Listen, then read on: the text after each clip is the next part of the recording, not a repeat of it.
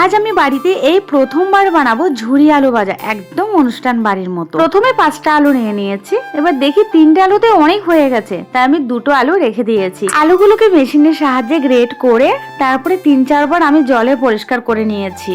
এইবার একটা ঝুড়ির সাহায্যে ভালো মতো জলটা ঝরিয়ে নিতে হবে, তারপরে ভাসা তেলে একদম হাই হিটে ভেজে নিতে হবে। এই ঝুরি আলু ভাজা করার সময় কিন্তু নুন লঙ্কার গুঁড়ো কিছুই দেওয়া যাবে না, না হলে কিন্তু ঠান্ডা হয়ে গেলে নেতিয়ে যাবে। আর নুন না দিলে অনেকক্ষণ মুচমুচে থাকবে, বেশ কয়েকদিন কিন্তু রেখেও খাওয়া যাবে। তো প্রথমে আমি এগুলোকে ভেজে নিয়েছি, তারপরে অল্প কটা বাদাম আর কারি পাতা ভেজে নিয়ে একটা মশলা রেডি করে নেবো। একটু ম্যাগি মশলা, একটু চাট মশলা, লঙ্কার গুঁড়ো আর একটু চিলি ফ্লেক্স ঝালের জন্য আর বিট নুন, সব কিছু দিয়ে ভালো করে মিক্স করে নিয়েছি। কি কতটা মুচমুচে হয়েছে দেখেছো তো? এবার খেয়ে দেখি, অ্যাকচুয়ালি খেতে অনেকটাই টেস্টি হয়েছে।